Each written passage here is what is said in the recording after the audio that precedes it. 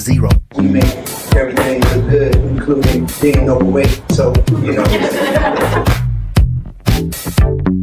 scientifically, you cannot drink alkaline water and it makes your cells alkalytic. The closer you are to nature, the healthier you'll be.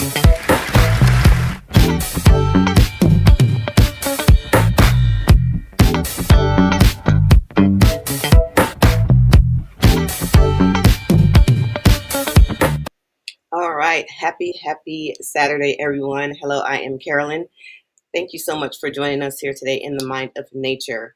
Thank you. As you are coming in, please go ahead and share the live. We are live on Facebook, on YouTube, and on Instagram. We have a great show today. So as always, right? So go ahead and share the live as you are coming in. Today's topic, we're talking about nutrition trends for 2026, are personalizing your diet, sustainable eating, and more.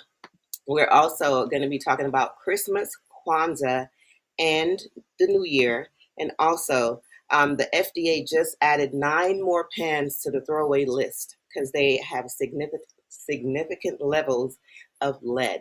So we're going to talk about all those things right now. Dr. Zarif, go ahead and join me here so we can get started. How are you? I'm great. A grand rising to you. Great morning to you. Good morning, and Good morning. Good morning. feeling fantastic. Great Well, I want morning. to Good morning.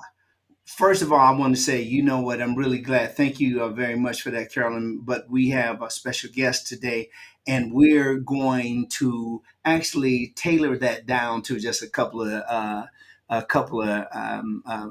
topics because we really want to get the best we can while we have this wonderful person come to the light. You ready for it? I know I'm talking secretive. It's Dr. James. Yeah. Hey, there he is. Hello. Yeah. Thank you. It's good to be here. Oh man, it's great to have you here, man. We are going to have some fun today, and tell us a little bit about how long you've been doing this, and what's in your heart that keeps you going, or your mind and heart. What has to happen for a person to want to help other people in nutrition? Well, I've spent most of my life wanting to help people. That was the reason why I went into the practice of medicine, and so that really aligned with my thoughts that really began when I was in 5th grade when I did a science fair project on the human heart. Oh. I won my local school science fair. Then I went to the district in Chicago, and then I went to the Museum of Science and Industry. And I didn't place there, but it was a great experience. Uh-huh. And so I thought I was going to be a cardiologist, but it ended up after I went to medical school, I was really drawn towards respiratory diseases because many people in my family had asthma, and my grandfather had it. He, in fact, ended up dying from it. And so I became an asthma specialist. Long story short, went to University of Illinois for undergrad, then to Washington University in St. Louis for medical school, then back to University of Illinois, but in Chicago for my residency in internal medicine. That was a 3-year program. Stayed an extra year to be chief resident there. Then I went back to Washington University to do 2 years of training in allergy and immunology.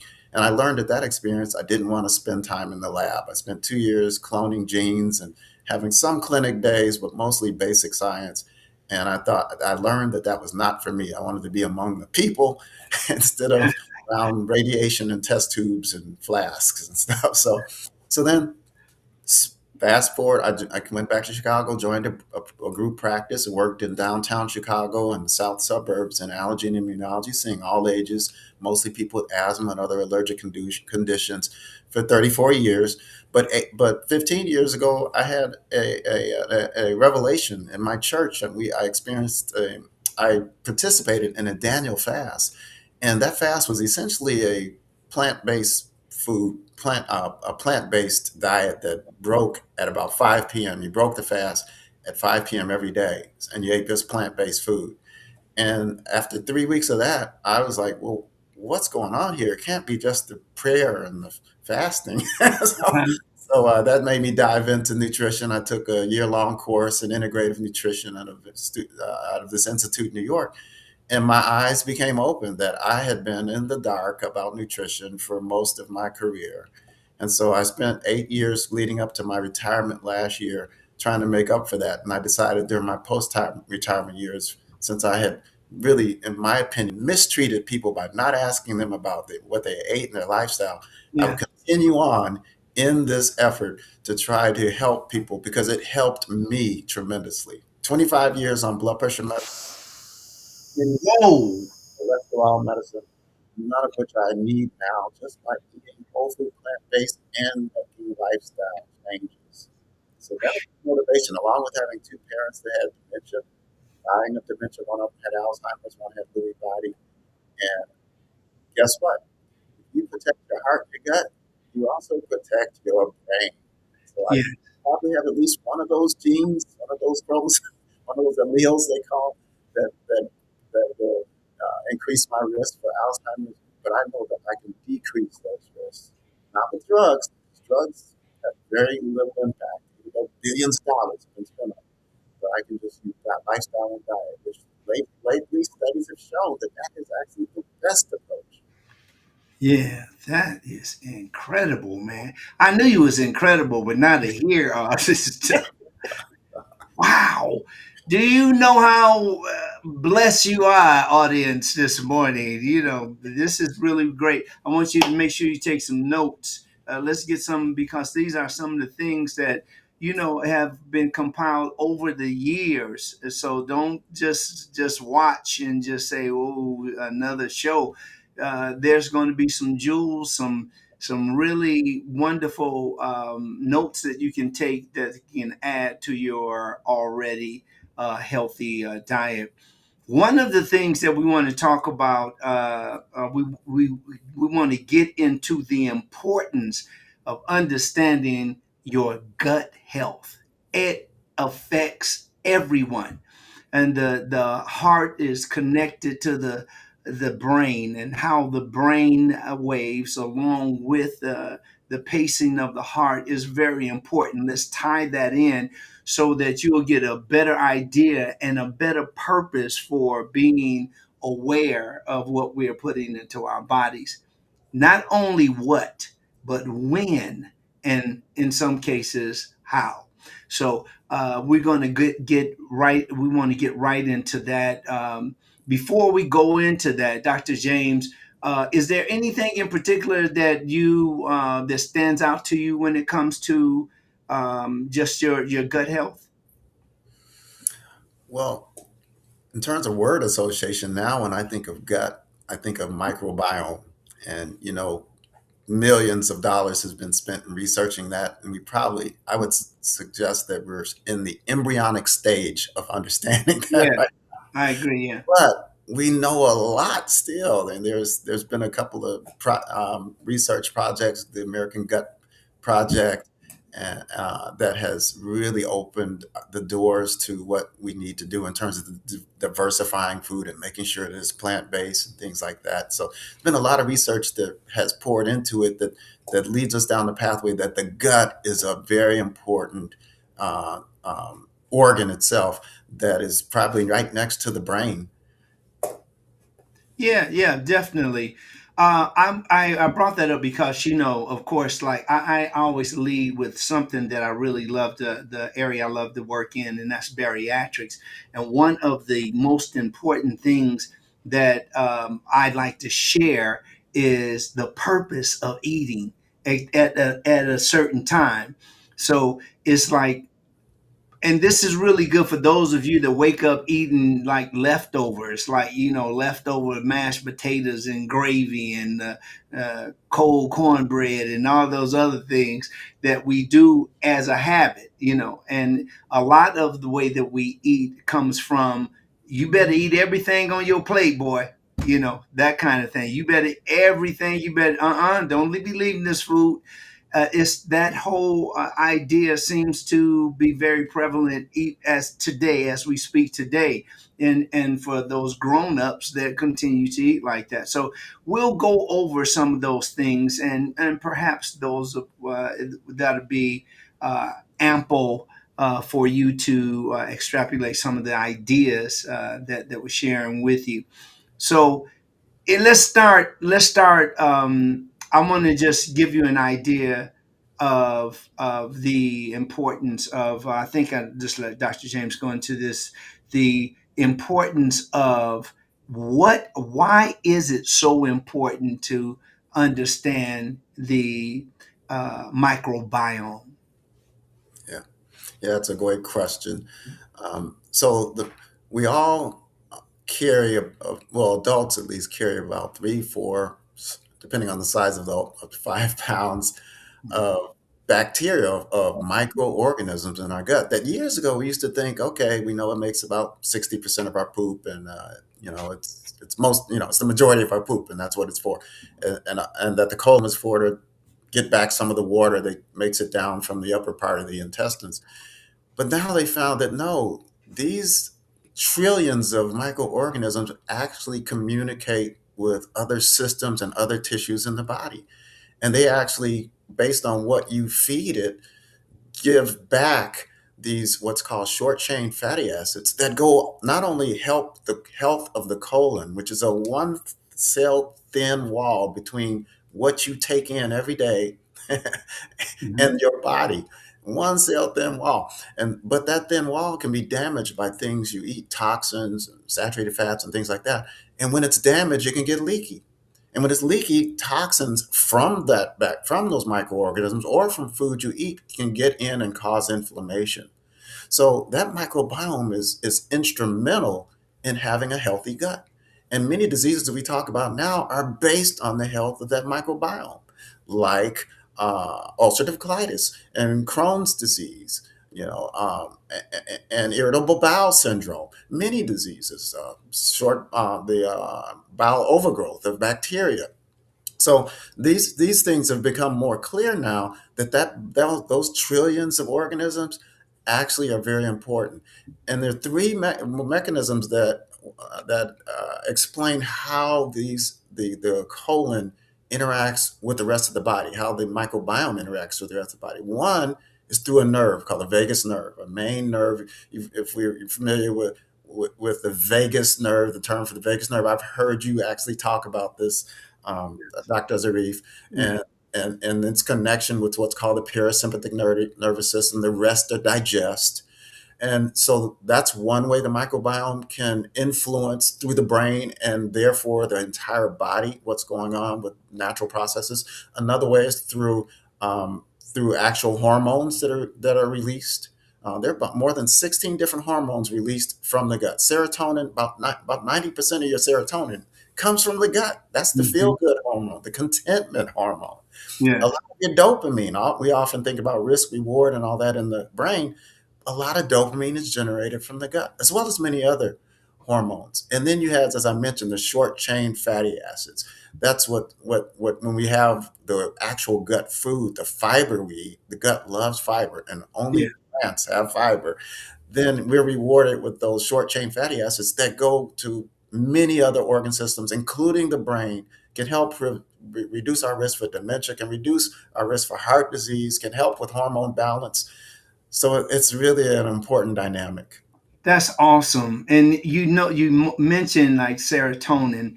Serotonin is really important, and such a great place to talk about that right here because it's something that we feel, especially when it comes to, love making and the drive. A lot of things that we do are based on that physicality, that attraction, whether we are in a relationship or you might be able to get that feeling from looking at something, being entertained by something, or somebody just walking past you and you just, whoa, what have I seen? you know but it's when it comes down to it, it's really important for us to understand these hormones because essentially your cravings, the things that make you want something very badly, is a repeat of a good feeling that you've had in the past. And your body continues to want that more and more. And that is called euphoria. And that's one of the things, like you would say, why is, people will fight over you telling them what they can't eat. And of course, I don't have to tell you, Dr. James, because I know if you're actually propagating nutrition, there are a lot of people that disagree, because much of what we're talking about is based on subjectivity. And you have people that really feel that whatever they're subject to believe is true, and what is true becomes their reality. So while we're speaking this, we're giving you facts, because facts are not only, some people say facts are the truth. No, you can be, it's a fact that people lie. It's a fact that people have miscommunication and discommunication, or the when a person communicates with a person on purpose, then this is misinformation. When like you got your disinformation, which is really horrible, because that's when people on purpose want to hurt somebody, or they don't really care, they just want the money. So we'll deal with that too. But keep your eye on the prize, and the prize is Dr. James. He's bringing us some really, really important things. Dr. James, you want to continue? Well, I couldn't agree more with you. I think that we live in a world now where there's just so much background noise and people get confused. And part of the process with facts and truth, and the thing about, I agree with what you said about facts and truth, is really facts can lead you to truth. Mhm. Facts aren't always the truth, but facts can lead you to truth. And that's why you have to be careful about where you do get your information. Right. That's why sources like here, Mind of Nature, are really important, because I mean, you're not getting paid for this, right? There's no drug company, no, commercial product Right. paying. You're doing this on your own, and many times where that disinformation comes from are people like you said, they're doing it for money. They're getting Yeah. paid, and so it's important to have these kind of discussions so people can get something. They can get their information from somewhere you can trust, from an entity you can trust. Yes, thank you. That was exactly. And that, I look at, when we talk about science, period, it used to be a time we can say, well, that's the science of it. The science itself was invented and is invented for a sole purpose of showing evidence on how it occurs in multitudes, not just two or three guys on campus. It really is something that it shows those same results are in people all over. And that's what it really gets down to. It's the same thing as if you were talking about, let's say, a theory doesn't become a fact until over and over and over and over it happens with the same result, and it is accepted by a group of minds, like your scientists and your other professionals, medical professionals and so forth, to prove or to embrace that theory before it becomes or graduates into what we know as science or a fact.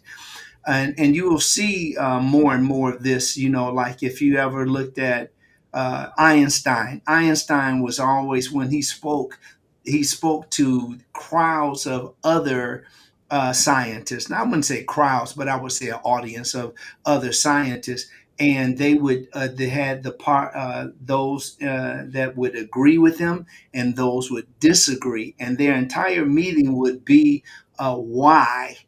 Why does it work and why doesn't it work? These doctors, their whole legacy depended on what they could prove and what they didn't prove. But it goes back again to science is all about that the information that proves is proven a point or is proven a certain formula, so forth. So that's when it gets down to that, because I hear people today, temporary vernacular is facts. That's facts, man. Facts, facts, facts. Well, facts, again, it can be something that can be hurtful, and facts can be something that, like Dr. James said, leads you to the truth.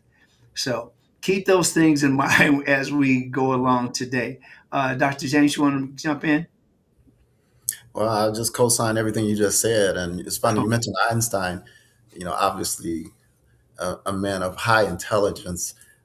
During most of his life, he was an omnivore, but when he reached around his 70s and he was starting to have some health problems, Yes. he stopped eating meat. He became a vegetarian. Yeah, So anyway, yeah, I that's get it. awesome. And that's a fact. That's a fact. Yeah, so it's like some of the things that may help a person. And we're talking about we got coming up. We just got the Thanksgiving behind us. We got coming up Christmas, Kwanzaa, and New Year's, and then that's followed by some other holidays. But here are some of the things that I just want to just add this to the knowledge. And we went over this before, but I wanted to bring this up. And this is how what we eat and what we drink is connected to the holidays. During these holidays, there's a fact that people gain more weight during this time of the year than mostly any other time of the year. And that amount is about 10 to 15 pounds more on average. So that in itself is happening over about a 2.5 months. That's 2.5 months. That's something that people deal with constantly. Now, here's the thing is that many of these people don't lose that weight. They go on to get bigger. They keep eating they keep eating. They don't change it. They just say, oh, well, and it becomes their new norm. So let's see if we can share some things that can talk you out of that new norm.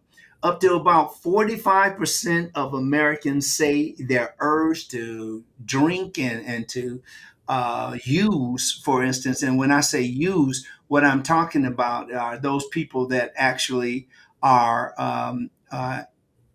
using different drugs to get that high that we were talking about. So it's really important to okay, hold on, I just want to make sure. All right, good. Yeah, we don't have to worry about the photos right now. But the again, we're talking about some of the things like who it affects, what people are eating, what people are drinking, and people are also during the holiday, the increase of drugs. There is an increase of drug use during holidays. This is when a lot of people get dejected. They're depressed. They feel outcast. They become sad from the past. All of those happen during this time. And so far, there isn't a way, and this is what one of the things that's on our list is to work with the masses so that you'll be making more informed decisions. And we're not here to, like, here's the cure or we're going to save the world.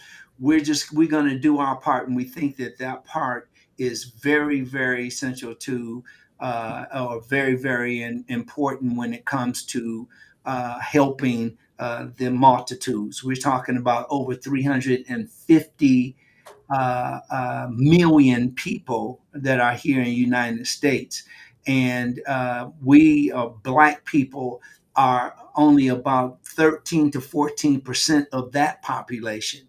So we can't get, when you hear people talking about things like, hey, right on, I love that because I love black. Everybody that knows me know that. But we cannot sit up and we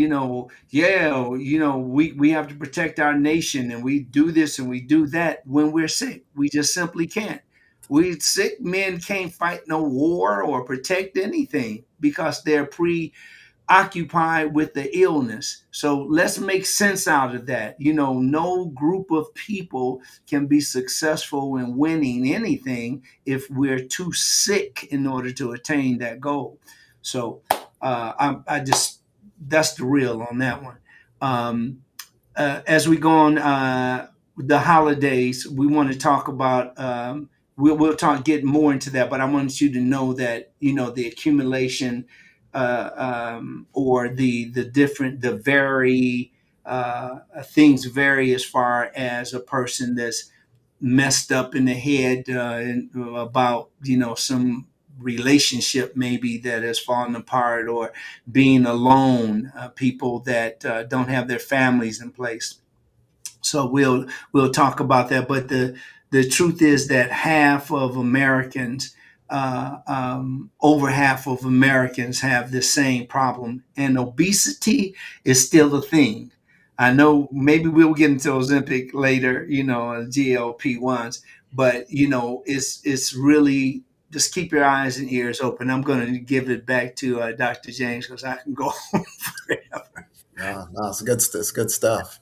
Oh, Yeah, I thank think so we're in between Thanksgiving and Christmas and Kwanzaa, various holidays. So some of us can reflect back now. How did we do last week? Did we meet our mark? How do we come off feeling? After Thanksgiving. And if you're like many people, you have some regrets. But the thing is, you have some holidays ahead of you. So planning, preparing is key to get through the rest of this year and not be that person that, has that 30 pounds, 15 pounds, 10 pounds, 5 pounds extra weight. And so you start to think about, well, what things can you do? And so at least one of them is you can think about, well, what are you not going to do this time? Maybe make a list of 2 or 3 things you're going to go ahead and you're going to plan ahead that you're going to have a mindset. You're not going to go this route. You're not going to have that eggnog, or you're not going to have any of that fried foods, even if it's fried vegetable. I'm not going to do fried foods this Christmas, or I'm not going to have dairy. And you take these little steps and then minimize the other foods that maybe are not so healthy too. There's something called the 3-bite rule. If you're not a person that can be triggered, you're going to take 3 bites of this and you're going to put it aside, or you're not going to load your plate. So, planning ahead is the key thing. Maybe if you're going somewhere that's going to not have food that is good for you, you're going to have a little snack or a healthy snack or meal before you go. Mm-hmm. That can pay off in dividends. When you don't go someplace starving and hungry, then you can deny these things, but you can resist the temptations. And then sometimes, we're so busy this time of the year, we're under stress, we're trying to do things for family. There's relationships like Dr. Zarif mentioned. But if you just do something like eat an apple about a half hour before you're going to go somewhere, or a couple of oranges, or even just simple as 2 glasses of water, you can find that you may drop your indulgence in this place in terms of what you eat by 30, 40%. I mean, studies have shown this. So really planning ahead means a lot. Bring your dish, bring a healthy plant-based dish with you that you can indulge in, and others will probably be curious about. There are a lot of different cues, a lot of different steps you can take to make this next holiday a healthier one. That's awesome. To add to that, people when we're grown, we're too old to have to deal with these different social pressures. I mean, when we're children, like we have the peer pressure, and that just we can understand that because there's not the child doesn't have enough tools to use at that time. But social pressure, that is, that when and if you're a vegetarian or a vegan or you eat different than other people, you will find that people will offer you food when you get to their homes. Uh, and let's see, what are some of the things you can do? Like Dr. James has mentioned, a wonderful strategy, and that is that you eat before you get where you're going.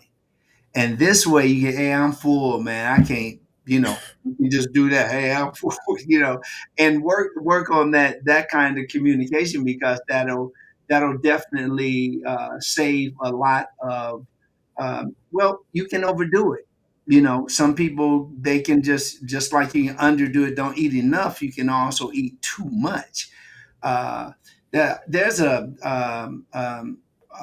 overindulgence, and it's called hypotremia.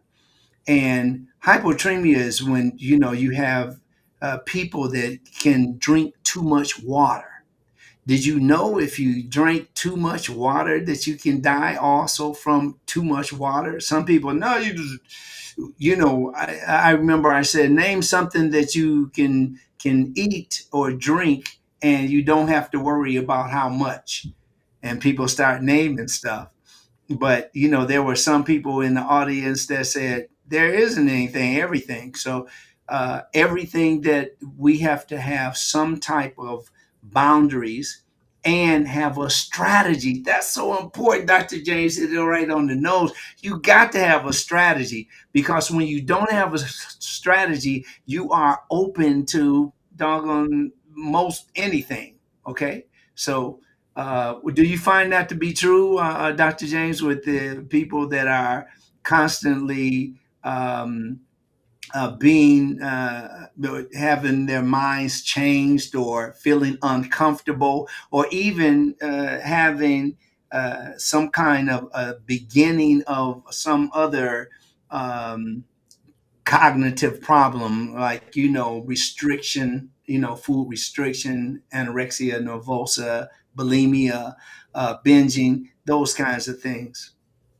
Yeah, those can be problematic, and sometimes, for some of those disorders you mentioned, counseling is an important thing. um, Definitely. but say you're not quite in that red zone, then yeah, changes can be discerning, and can be feared by some people, because change is tough. Change can be tough.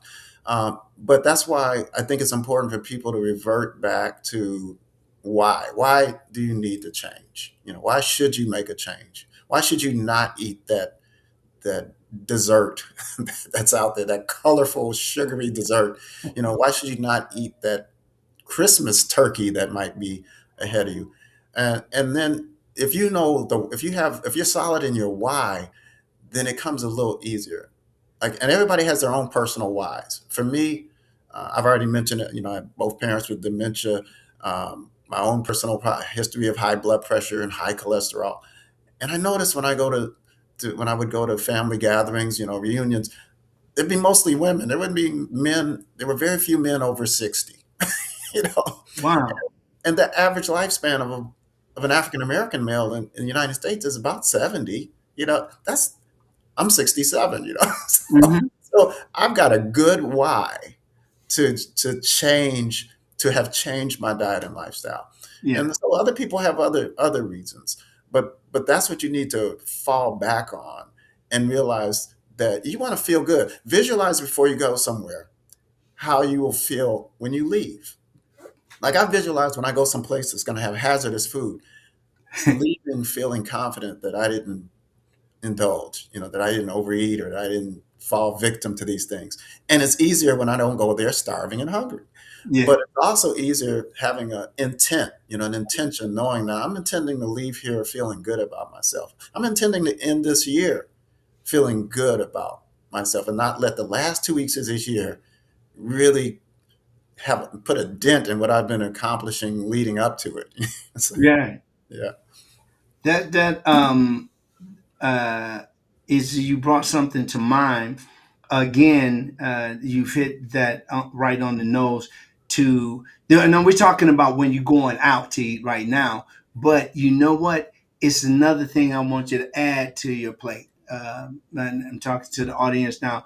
Is make sure that you don't take on if you take on the idea that when you eat out is better than eating in, you're going to be in this category where you're going to be more susceptible to all these different diseases, like bacterial diseases, as well as any other type of situation where you touch something or you eat something and it's foodborne, or is it's something that you put into your body to make you really sick, and that's usually bacteria. That's why I named bacteria, because in restaurants, especially fast food restaurants, are loaded with mostly young people, and young people don't sit up and wash their hands thoroughly like they should.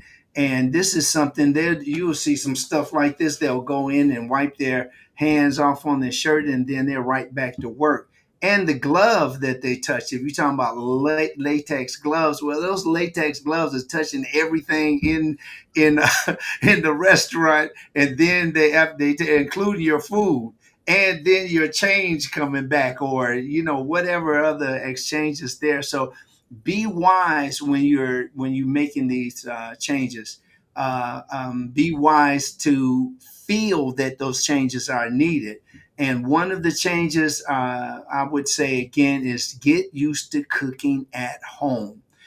We have at home. There are so many wonderful things. Now, cooking out, you have way more chances of you eating something that can be derogatory than you do if you were eating at home.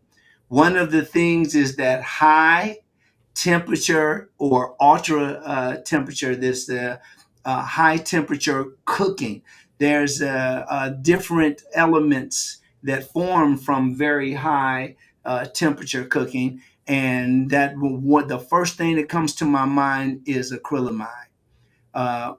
We won't go deep into it today, but know that even like with trans fats, you've heard of that. When you overcook or cook certain oils at a certain temperature, you can cause different, potentially cancerous food substances. So this is why it's really important that you have more management over your food. Dr. James?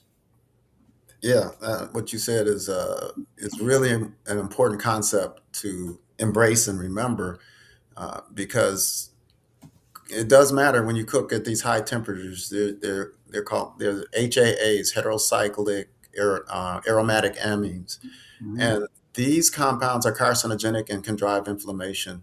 And this comes at high dry heat cooking. We're talking about broiling, we're talking about grilling, and we love some grilled food, right?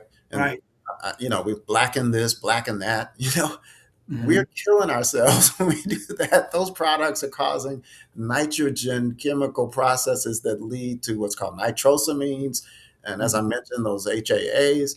And when that juice drips, if you're doing some grilling, when that juice drips on the coals or into the flame, then you get this aromatic, these polyaromatic hydrocarbons that emanate from there that are carcinogenic. So even Right. if the vegetarian is standing over the grill cooking for people that are eating meat, they're getting exposed to things that can cause cancer. Mhm. Yeah, so less is more when it comes to meat and dairy products. I think actually optimal, if you want to optimize your diet, you will replace those with plant-based proteins. And there are now studies, Dr. Zarif, I'm sure you're aware of them, Mhm. where when you just replace 3% of your diet Oh yeah. from dairy or meat to plant-based, you increase your longevity and your health span by more than double, by more than double Wow. of that percentage, just by replacing them.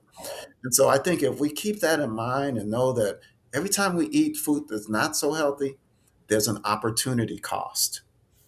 That means that you could have eaten something that wouldn't take away from your life, cause disabling chronic diseases, cause you to have a poor quality of life, with something that would do the opposite, that would actually increase your health span, increase your years of life, and be happier too. We were talking about subjectivity. It's not so much even subjective anymore. There's a science that says when you eat 7 or more servings of plant-based foods a day, your mood is elevated. You're at a greater mood. They did a study. Dr. Kim Williams, who runs the internal medicine program at the University of Louisville, used to be head of cardiology at Russian Medical Center in Chicago.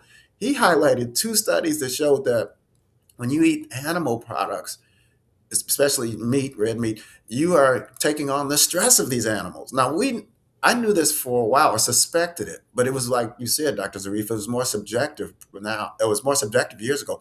Now there's science that shows, yeah, these meats have trace amounts of steroid hormones in them because these animals are stressed at the time. Mhm. And this can actually impact the mood of people that consume these meats. And so he highlighted a study that showed in incarcerated men that were given plant-based food, and then another half of the cohort given just plant-based food. These men became less agitated. They had less anxiety. They had less mood swings.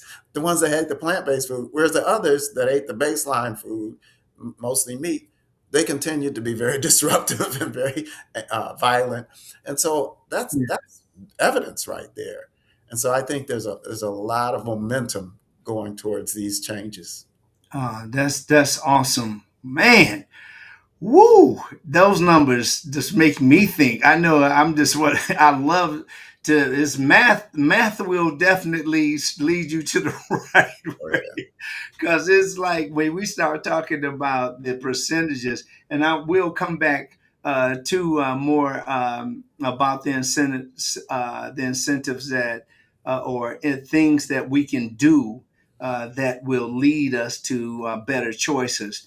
We want to bring the wonderful Carolyn back up. You want to go ahead and do some shout outs, and uh, we'll take a little breath right here. Is she here? She come under. Can you tell? There it is. I am. Hello. Thank you so much. Great information. It's the power team, Dr. Zarif and Dr. James, giving the information like we love. Over here on Instagram, Eclipse Soleil is saying thank you both, providing valuable information. So I have to agree, that is for sure. Thank you so much, Eclipse Soleil, for that. We have Reverend Dr. Diva D. Coates in the house. Hello, hello, good morning to you. And what up, doe, to you. hopefully, hopefully I said that correctly. I know, Detroit in the house. Thank you so much for joining us. Yolanda Rogers, good morning. And Big Mama, Dearborn, Michigan, checking in. Thank you so much. We appreciate you.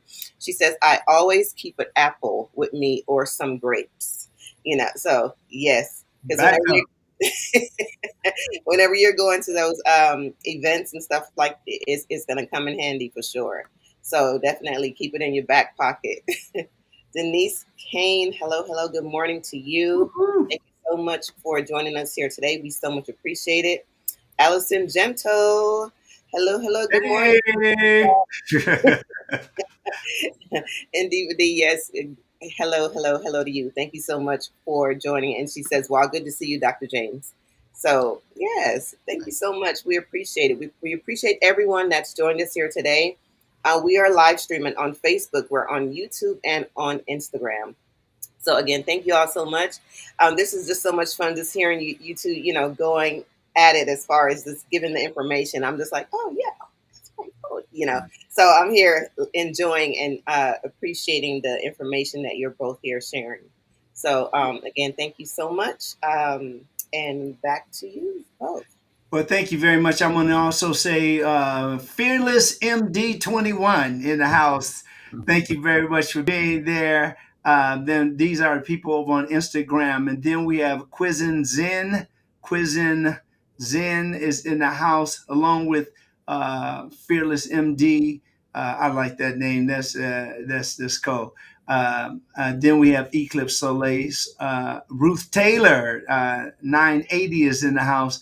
Sky Ames Production is here. We have a whole house full of people, and thank you so much for all of you being here today. This is really wonderful. We're getting the chance to share with you wonderful messages about how we can turn the situation around. Just because it's the holiday, it doesn't mean you have to eat like you want to die. Eat like you want to thrive. And that's what's important. It doesn't make sense like, here's a gift, let's celebrate. And then you say, yeah, I think I'll make myself sicker.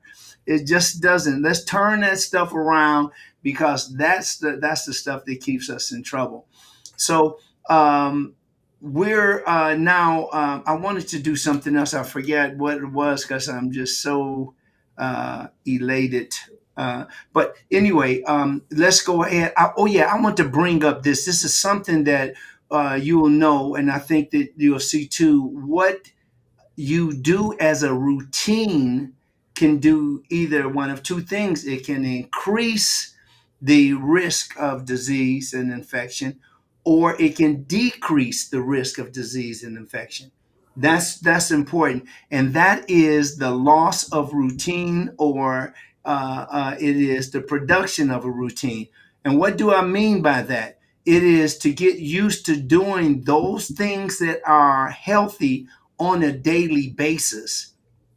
Those things, like you might all through Thursday you drank water, you got your hydration on, you ate fruit in the morning, you had your large meal in the middle of the day, you ate a small amount as your last meal. We're talking about portions now. That's a good routine, but do you keep it up? That's the question. And we want, if you are one of those that do not keep up the good routine, and you have at a loss of routine, well, no better than right now to start it all over again. Dr. James, you want to speak to that? Yes, I think yes, sustenance. Sustaining what you're doing is very important, because it's really a marathon, not a sprint when it comes to health. Yes. I think what helps is it it becomes self-fulfilling after a time. Much like I'm sure people can, it resonates with people that when you get on a good exercise routine, it's easier to stay on it once you get past maybe 6 weeks, 8 weeks. Then it gets to a point at some point where it's it self fulfills in terms of you knowing that's what you need to do. That's what you want to do. You miss it when you miss a day or two. Yes. Great spot to be in. The same thing with food. When you get on the band, some people, are gradual. Okay, I'll have meatless Monday. I'll do this, that. So it takes longer, and I think everybody's different. Some people need to go at a slower pace, but they should make sure they're progressing, not getting stuck. They should Right. build healthy habits and stick with it, like you said. Then there are other people, I don't like to stick my toe in the water. I like to just jump right in, right? And that's fine. They may go whole food, plant based on a dime. But those people that do that are going to find within a matter of a few weeks, it's easier and easier. And they not, and in a matter of a few months, they aren't going to want to look back. So it's a little more challenging for the slower route, but it's still okay. But as you said, it's important to do things and create healthy habits that sustain you. And all these things interconnect: the exercise, the getting adequate rest, the cultivating good relationships, having a good, strong foundation spiritually. Yeah. All these things really interconnect and make it easier for you and makes it more sustainable. That is just, man. Woo. We're gonna take over the world. Man, this is beautiful. It's so much fun. It's when you're talking about something that's very important, and it comes with the equipoise of the things that help you, things that are easy for you to grab hold of.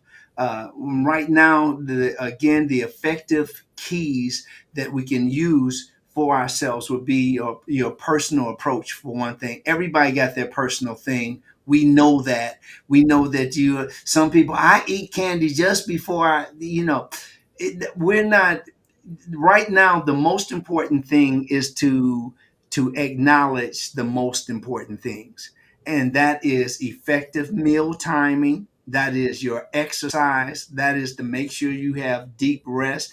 And I was reading something, Dr. James, you had some really great um, principles also, that you were suggesting, and I was listening to you speak one day, and you were jamming as usual, and you were talking about that.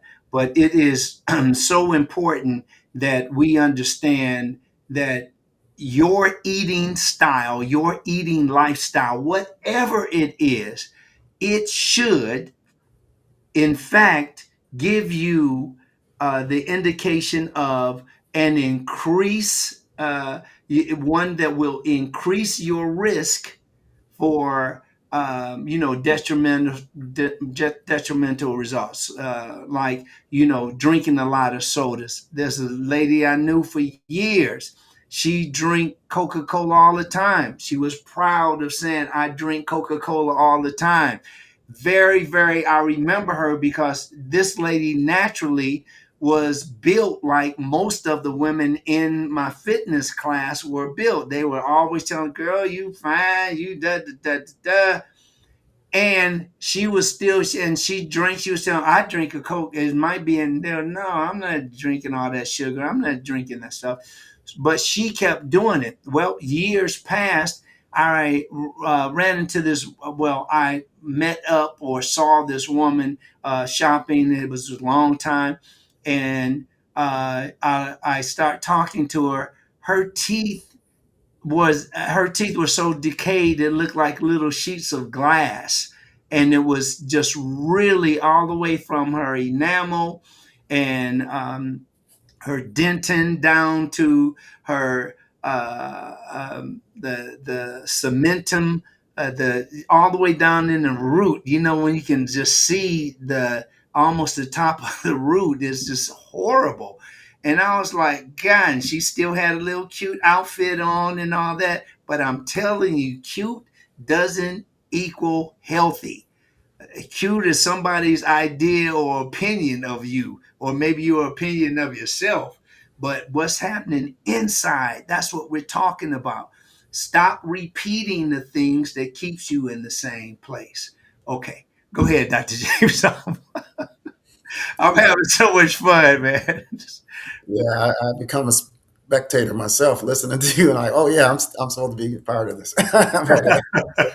But yeah, yeah, yeah, I couldn't agree more. I think really it really boils down to having that mindset that you're gonna move forward Yeah, and trying to stick with that mindset, and by having good resources for information, that is it starts with that. It starts with information, and then it goes from information to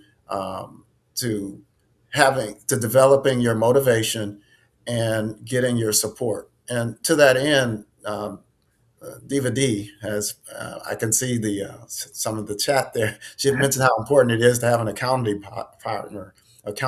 partner, and she said yeah. not a bully, but an accountability partner. And I agree. It's great to have Yeah. someone that you can bounce stuff off, that can support you. Sometimes they can give you the tough love. Excuse me. Hmm. And so I couldn't agree more. Having an accountability partner usually works well when you're in that transition phase, and then making sure too that you have access. Yeah. So you had mentioned, Dr. Zarif, about the importance of cooking and doing your own cooking. I couldn't agree more. There's a whole lot less risk when you're in control. And Yeah. the thing to remember is is to set yourself up for success by having healthy foods visible. And if there are other people, a lot of times the drawback is you got other people in the house that aren't where Right. you are, right? Yes. So ask them to keep their little confectionaries and their goodies and all that away from you, or in the back in their closet. Get an opaque big jar or something that it puts, so you don't have to see the stuff, right? Yeah. Because as Chef AJ has mentioned usually many times, if it's in your house, it's in your mouth. So really thing, it's got to be out of sight, out of mind. Yes. Because especially when you're going through this transition process, you Yes. don't need these temptations, Right. and you need those substitutions that you can turn to. Keep some fruit around, some healthy snack foods around, and that makes the process easier. Along with having an accountability partner that you talk to every now and then, that kind of helps, kind of set from an outside point of view, can give you some information, some support. Excellent, excellent. I think adding to that, the thing about what Dr. James has just said was so beautiful is that, see, it's about structuring your day. You have structuring your day helps you to organize on a regular basis. Usually, people, when you're at a point where you haven't eaten, back to the routine that we're talking about, and you used to eating at maybe 12 p.m. every day, and then another day comes by and you don't eat until 4 p.m. One day you eat early in the morning, and the next day you eat nothing at all. Well, structuring your day makes a big difference. Organization, you will find that, oh yeah, at this time I do this, at this time I do that, instead of just letting impulsivity is a really, really spooky and sneaky thing. You can see impulsivity at its best when you're getting ready, you're buying something. Let's say you're at a supermarket and you're getting ready to cash out. You're getting ready to take all of your stuff and buy it. But right there on the sides, they have these little counters. They're called impulsive buys. That's your gum. That's like a can opener. That might be like small candy bars, something that's not on your shopping list. But we gonna test you and see. Some people like to buy because they know they can, and other people buy because they know that it works for them. They're eating because they want to be healthy. But most people buy according to our five senses. That's the way that it looks. That's the way that it smells, the way that it sounds, the way that it feels, and the way that it tastes. All of that is super important, but we have to do it now more organized. Remember, you got to have a strategy. Hope is not a strategy. And when people like, I sure hope I get a body like that. I sure wish. I saw your run, Dr. James, I think yesterday, and Dr. James is out there running. I do the same thing. I love that running. But see, what people don't know is that you don't have to be 20 something years old to exercise. Some people, after they get out, after in their 30s, oh, I'm getting old. Man, get out my face. You know what I'm talking. Just like this, my son is older than 30. So it's like, when I hear that kind of thing, remember, go back to the things that you can do in organizing your day. One is when you eat. When you eat. If you just remember those three, if you 3 meals a day, make the three important meals would be your first meal, just to get you started, your largest meal in the middle of the day, and the small meal before you go to bed, and allow about 3 hours, 3 to 4 hours before you go to bed. I'm telling you, if you did that right now, you started right now, you will see a difference. And that's really important because it really shows up in your life, the things that you do, the way you perform, your energy. And I guarantee you haven't ever seen me do a sad show. I just don't, it's not in me to do that. So I make sure that I choose those things that are very helpful. Can we get Care? Can you get if there are any questions for Dr. James and I? And while we'll go and talk about one more thing, and then if you see anything, let's bring it up. Because do you know that the time is flying? I already knew that because I knew that, I knew that we have so much to talk about, and we can't get it in one. So that's why we're going to be doing this every month, starting out. We'll do it every month. The third month, the third Saturday of every month, we're going to be blessed with Dr. James now, because we're going to become really, really a powerful team. Okay. Carolyn, you had any questions for us? No questions, just more comments more than anything else. As far as, let's see, Yolanda Rogers says, absolutely 100%. The reason why I don't bring pop in the house or soda. I was like, pop. First I was like, huh? But you mean soda. He's from Detroit. That's what we call soda pop. Okay, now I know. I figured it out. I was like, wait a minute. But yes, and that absolutely helps. Is like Dr. James mentioned, if you have it in the house, you have it in your mouth. I like that little saying, because it's true. That's You have to right. make sure you are doing the things that you say you're going to do. There was something that Diva D mentioned, having an accountability partner to push and pull you. I do agree with having an accountability partner, but it does start with you, because if you don't want to do it, that if that person's there and pushing and pulling you, if you're resisting, then you know it won't work out as well as if your mind is set for you to have to do it. So I did want to mention that part of it, because that's just what that's what came into my mind when I thought about that. So Yeah. I agree. Excellent. yes, and let me see here. Yolanda Rogers saying, "Got to put the work in." I agree, 100%. You have to work if that's the results you want. You have to put in the work. Michelle Franklin, hello, hello. Woohoo! She says, "I learned from you, Dr. Z, is that you have to motivate yourself." Oh, I was just talking about that. However, it would be great, but never depend on a partner to exercise. Michelle, you were in my mind. There you go. See, that's what I'm talking about right there. That's all it is. You have that accountability, but it's up to you. It definitely is up to you to do the thing. So there it is. Those were the comments that we have. And I know Dr. James has there were some flyers and things that he wanted to an event that he's having that we wanted to discuss. So I know that it's trying to keep us on task. Well, Dr. James also has a new book out, everybody. Yeah. So we want to make sure we're going to hear about those things. You got the floor, Dr. James.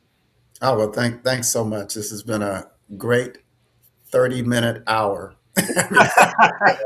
Anyway, yeah, well, thanks. Yeah, the Fearless MD21 is actually my address down there. I wanted to make sure that this would go out also to people on my Instagram. At any rate, yeah, thank you. The book is Fearless Wellness, and it's a book I published back in March, and it's available on Amazon. And it has, you had mentioned about the principles I had alluded to earlier in a talk, Dr. Zarif, and those are kind of the 8 pillars. The Fearless is an acronym for food, mostly plant-based, exercise regularly, avoiding toxins like those 10,000 toxins in foods, as well as alcohol and tobacco, restorative sleep, at least about 7 hours. I'm giving you the real short version, and and then the L is for lessening stress, yoga, meditation, mindfulness. The next E is for engaging your mind. If you're near retirement or like me, you're retired, you need to keep that mind exercising with things that are very complex, learning an instrument, writing a book, doing things that utilize different parts of your brain. And then the last 2 S's for social energy, which interestingly, there's a hormonal benefit to that, oxytocin and serotonin, when you collaborate with others for a good cause. Yeah. And then the last, but certainly not least, is spiritual connectivity, having a groundedness, having that contentment we talked about at times of stress, at times of adversity, because that there's a higher power that's looking out after you. And so that's the eight pillars. We're having a 28-day kickstart And when I say we, I'm a medical director for Healthy Living with a Vision Foundation, which can be found at healthylivingwithavisionfoundation.org. And I'm medical director, and I coordinate each year. This will be our third annual. Oops, this will be our third annual Kickstart to Plant-Based Eating, which Dr. Zarif will be opening up on January 20th at 7 p.m. Central Time. So that's 5 p.m. Pacific Time. And he will be giving us the opening presentation for this 4 Tuesday event that's 1 hour on Zoom. And so you can find more at healthylivingwithavision.org or on my website, fearlessmd21.com, and probably with following up with Dr. Zarif. It's going to be great. We on the second Tuesday we have a fitness specialist, a health coach, actually not the fitness specialist, actually a health coach that's going to give a presentation along with a certified dietitian that's plant based. And then the third Tuesday we're going to have a board certified cardiologist who will talk about plant based eating from a cardiologist lens. And then I'll wrap up with the fourth Tuesday, which would be on February 10th. So we're real excited about this. We had over 500 people sign up last year. We're expecting more this year. So definitely put it on the calendar, folks. Thanks.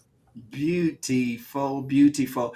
I'm glad you. I want to kind of sum up or close with just a little attention that we should put on.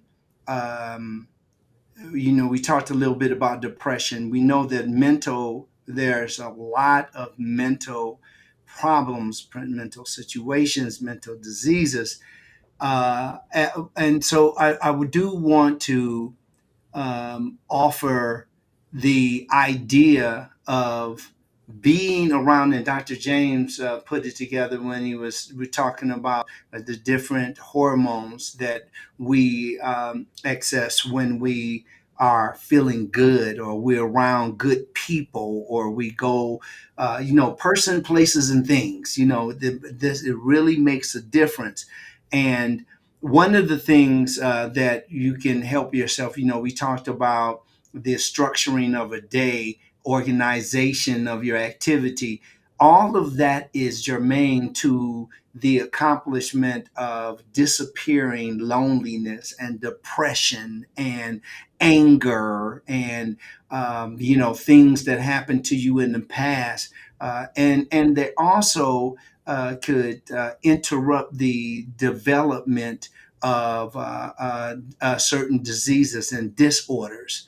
So it's really important that you have in your circle. Your circle should be small, for one thing, not this, big arena, but a small circle of people that love you, that you love, that you respect, that they respect you. It should be something that is reciprocated, something that goes around. Reciprocity is in every religion. I don't care if you're reading the Gita, the Holy Bible, the Holy Torah, the Quran, whatever you're reading, you will find reciprocity is sure. It's really important to give, because you give back what you put in. Okay. And with that, I'm going to make sure that everybody has said what they could say when they wanted to say it. Any last words? Well, No? Last words. Go ahead. it's been a great experience, and I'm looking forward to future collaborations. Yes. This is wonderful. I'll just leave with saying that Carolyn mentioned a word that is stuck in my mind several minutes ago. She said power, and the power of this entity right here, this Yeah. moment, and realize that you hear a lot about food as medicine, but food is really energy, Mhm. where we get our energy, and food is how we get power. And so, one takeaway for folks is that every time we make a decision to eat or to do something with ourselves, we are either increasing our potential for power or we're taking away from it. And one thing I'd like to put on the list for us to discuss in the future, Dr. Zarif, maybe not the whole hour, but a segment, is mitochondria, because a lot of research is really shedding a light on mitochondria now, because we've gotten cellular now. It used to be gross type stuff, our macros and all that Yeah. stuff. Then we got to micronutrients. Now we're talking about intracellular things like mitochondria. And there's certain foods that actually boost our mitochondria and that we can get every day, like pomegranates and berries and walnuts. Dr. William Lee has been very outspoken about this, something called urolithin A that is increased. So that's where our power comes. The mitochondria is a powerhouse of every cell in our body, except for maybe red blood cells that don't need it. But Uh-huh. every other cell in our body has these powerhouses, thousands, tens of thousands of them. And when we eat, every time we do things, we get proper rest, we sleep, we are impacting either in a beneficial way or in a detrimental way our powerhouses, those mitochondria. So that I'd like to expand on that a little more at some point. Oh, that's definitely welcome and wonderful, and I'm looking forward to it. As you said, things are shifting, and we are learning more, and we're going deeper into science more and more, and this helps us really move on the knowledge that we're learning, because now we're learning with purpose, not just memory, but we're learning with purpose. That's a good point. Yes, and we will definitely do that. So everybody, just stay with us. We'll be right there every morning with Only Brothers on the. No, I ain't gonna say that, but but just know we love what we're doing, and we have the utmost of respect for each other. You won't see any grappling here. We'll definitely do everything that we can to bring to you the latest and the greatest. Thank you so much, Carolyn. Thank you very much, Dr. James. Really, really is awesome. We'll see you next week. I'm Dr. Zarif, the nutritionist.